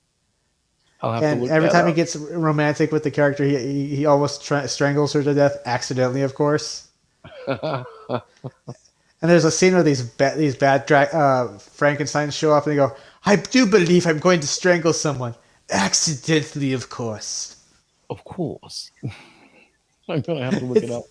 It's I think hilarious. NBC carries them all, but YouTube has everything still. There's enough people pirating it on and YouTube doesn't stop at all. Stop some Oh, of it. people usually mirror stuff or like. Yep. So, Diana, Yeah.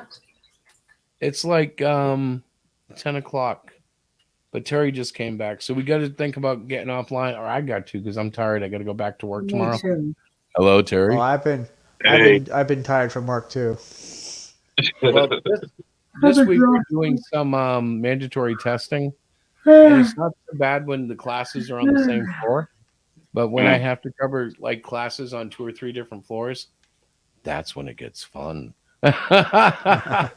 Mr. T finds out he's too big for his own good, and I'm not that big anymore. I've lost a lot of weight, but good.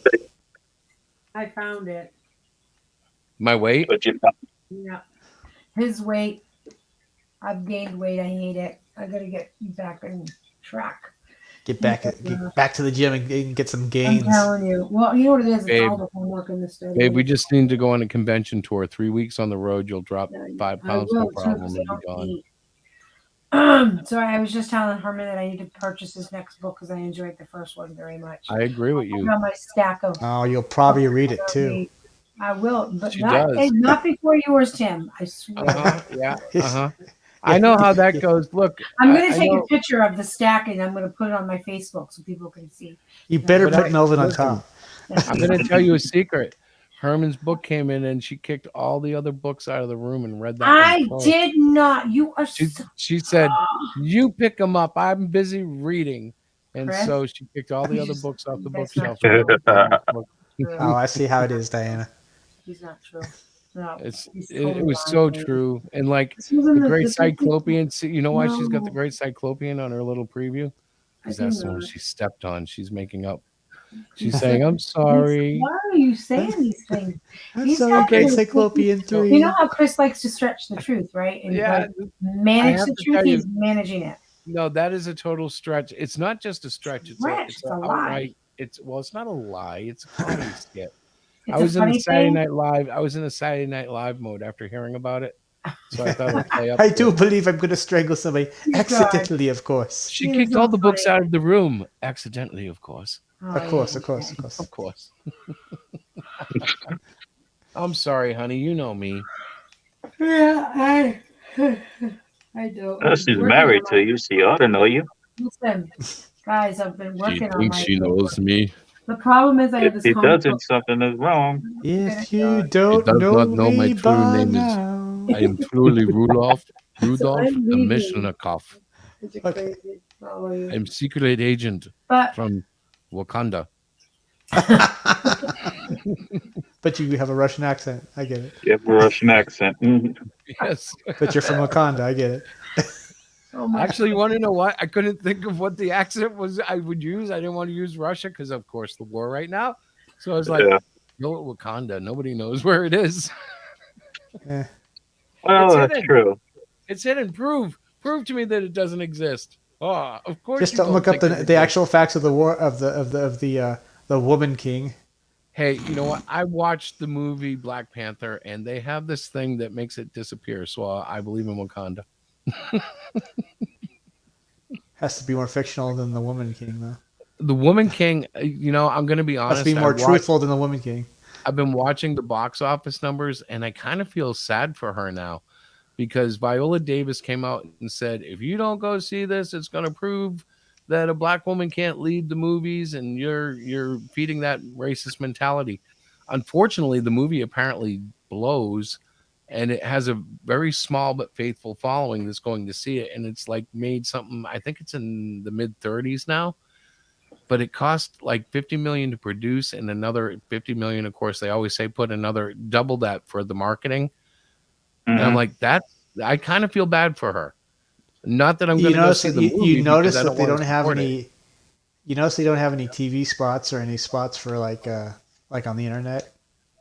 Well, they Yeah. did See. when it was coming out, and then they disappeared. And I don't know if that's because like the sales were so poor that nobody would invest more money in the marketing. But like at first, I saw 1,000 clips of it. I was like, okay, it looks like they've got some decently shot action, and there's a storyline Yeah. that people who see it love. They made the mistake of saying it was based on true events. Until Yeah, and then people actually look up the actual historical facts about the Mahomey, and Mhm. they realize that the ones in the movie are nothing like the ones in real life. Right. well, and then I understand what they were trying to do in a purely, like, if I take it at their philosophical approach, but it's too sensitive of a subject. And Yeah. I'm sorry, this is going to sound so racist, but if you're trying to make a black movie, don't have it written by two white women. Yeah, I know. I actually some, like, blacks, we'll call them black supremacists for the lack of a better word. We're talking about it, and I said, "Oh, you mean that movie written and directed by those two white women?" Yeah, and they blocked me. But it's really it bothers me to the point of, like, so there are some things in life where I'm like, okay, Hollywood, you put a black director and a black cast in the Black Panther, and it was multi-billion dollars. I think it's multi-billion by now with all the merchandising and everything. Mhm. Why aren't you saying, let's do that again with a non-superhero movie? Now, Woman King, I agree with you. I don't like the subject or the way they've treated it and changed it. Right. If they had really Right. made this a real black production, it would have come out much better. Like, and I haven't even seen it, so maybe it's great and I don't know what I'm talking about, but it just seems wrong to me. Like, why would Hollywood hesitate? You've already seen it successfully take off, and blacks and whites loved that movie. And it wasn't because Black Panther was like the Superman of Marvel. Black Panther was a B-list hero, and he became A-list through that movie. Exactly. I always said that the MCU Black Panther movie made the character better. And you know what? In retrospect, the final battle, the worst CG I've seen in Marvel, and there were sort of like problems with the movie, but at the time, it was so fun to watch. It was. And It actually gave kind of a more in depth look at Wakanda, I think, too. Yeah. And like, so what did we learn from that? We learned that if you put black people in control of a movie and you give it decent backing and a top-notch budget, they will make something that will sell you tons and tons of sales. It's exactly. So why hesitate? Like, it bothers me that in Hollywood, where they lecture us about racism all the time, they're blatantly like still doing it, and I'm like, why it's a very hollow attempt because they're not doing it because it's the right thing to do, or they're doing it because they think it makes them look good and look at me, look how woke I am. It's a vain chic thing. But it does work to an extent because Marvel's still making hand over fist in the movies. Well, I mean, and there's such a lackluster. It's such a lackluster wave right now. I mean, most of the that's movies true. We have to wait for this to choke out, just like the westerns choked out, just like the romance movies of the 40s and the surfing movies of the 60s, and eventually this is going to burn out, and we'll see either really quality superhero movies once a year or something, or they'll fade out. Maybe forever. Like cowboy movies kind of faded. They faded out for a while, but they tried to come. They tried to make a comeback in the 90s. Well, you still get somewhere between half a dozen, and a dozen now, but like they don't gain any traction. Like, what, The Lone Ranger was maybe 5 to 10 years ago, and that thing tanked totally. The thing is, with The Lone Ranger, it was all about the characters, and the characters didn't fit now. I was going to say that because they really shot down Johnny Depp about the Indian, right? Right. Yeah. But he actually got some kind of like honorary award from an actual Native American tribe, though. He did. That's ironic. That's so crazy. No, the thing is, it was written wrong. Let's put it that way. It was written wrong for this. Tombstone was a good movie. Tombstone. Yeah, that was. Val Kilmer, even though it's a tragedy what's happened to him, but he is Doc Holliday for all I know. He is. Yeah. He is. Okay, so the greatest Western dope. of all time. I don't know if I'm going to get the name right. No, wait a minute. What's the name? Hang on. Let me look this up because I don't want to screw it up. The greatest Western of all time, in my opinion, is a toss-up between the outlaw Josie Wales and the good, the bad, and the ugly. Hell yeah. The Fistful of Dollars trilogy. He was so awesome. He didn't even have a name. He didn't That's even what need a name. that's what made it so much fun and so interesting to watch. What about the first? It was a Fistful of Dollars where he's Fistful of walking into a Dollars. town, and he looks at the Undertaker and he says 3, and he goes over to one of the outlaws and says, "You need to apologize to my horse. You offended him." Right? Wasn't talking about your horse. Yeah.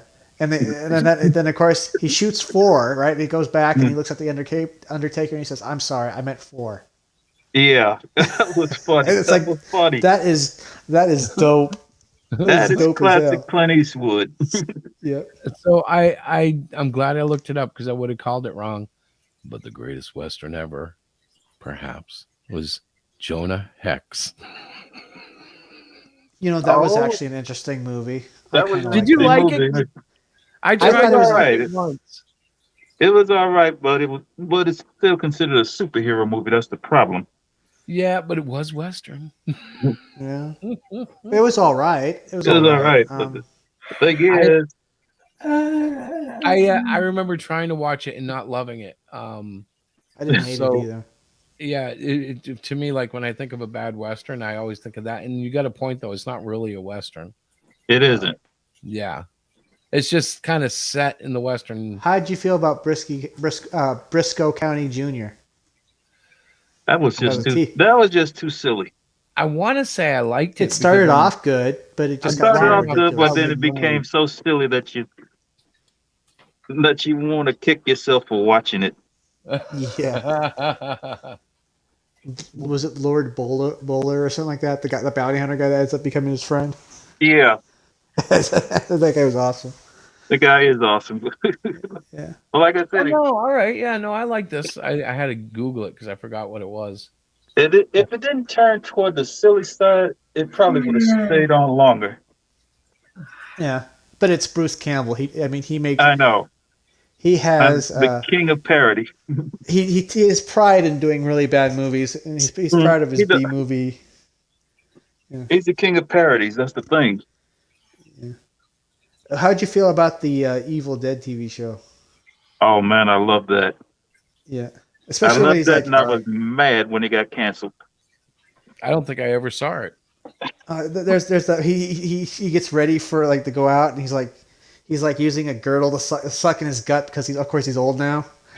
Right? Oh yeah. Oh, he shows up Wait a minute, 5 I did minutes. See it. He shows up 5 minutes before the bar closes. That was funny. It's too funny. That's why a lot of people were mad when it got canceled. Yeah. I think Diana wants us to wrap it up. She's yawning a lot. I'm yawning. I'm going, but you guys are so much fun to listen to. I don't have much to add to it, but I learn a lot, which is good. Well, but no, I'll go with you. I got to go to work. Past time for bedtime. I'm usually in bed. All right, honey. Are you gonna walk us out? All right, Diana. Walk you out? No, walk you out. What? Yes. So, okay, watch. I'll do it. Hey, What? Tim. What's that? When's Melvin 2 launch? October 23rd. October Don't be 23rd. a dork and back it. There you go. And it's There in you sign go. up right now, right? Yes, it is. Cool. And ManGia Here, Yoshokan is also in sign up. The links are in the description. Mighty Geek Studios is working. That's all I know. Yes. I left the link in the private chat, so you have to put that in. In the private chat? Hang on. Yeah. What? Why would you do that? What? can't- Put a link in the private chat? Why can't he put it in the regular chat? I don't know. I guess you haven't made him admin. Guys. Oh, I linked him back. Oh my God, I'm such an idiot. This is why I'm going to bed. Diana. Oh, yes, I'm sorry. Go ahead. Thank you. Uh, Yes, sir. Well, Thank you. I was going to recommend another line of comics for you. Okay. Take a look at the Xenoscope line, especially the Xenoscope with an X. Okay. Especially their Grim Fairy Tale stories. Oh, that's kind of cool. I'd like that. I know I would. All right. See these eyes? Thank you, No, you know Jerry. why? Because my camera's not on. They're starting to close up. All right. He's All right, squinting like guys. Clint Eastwood. Have a good Good night. Hey, I'll see you all. hey, Diana. Uh-huh. Hey, He's doing his Diana. clinic. He's doing his Diana. Clint Eastwood. Okay. Do you Wow. feel lucky? punk? Well, do you, punk? All right, guys. Never mind. You don't remember that movie? No. That's That's Dirty, Dirty Harry. Harry. It's dirty. That's from every The original Dirty title Harry was Clean movie. Steve. So if anybody from ATHOL is watching this, come see us October 1st, this Saturday. Yep. It starts at what? 8 p.m.? 10 to 10 3. p.m.? 10 a.m. 10 in the a.m. to morning. 3. You ever planning to All come up right. to Idaho and do a Boise Comic Con? There we go. We I would should love sometime. We can I hang know. out. It'd be awesome. And if you can, you can try to.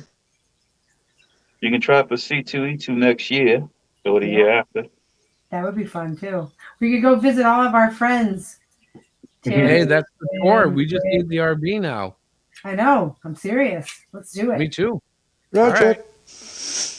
Let's sell the house and get an RV. And an old dog named Yella. Oh, geez. We have a young dog named Chewy who's kind of yellow. All right, guys. Chewy doesn't Punch count. it, Chewy. Chewy doesn't count. All right, honey. I'm guys, gonna let's hit go to bed. end broadcast. Okay. All right. Good night, you guys.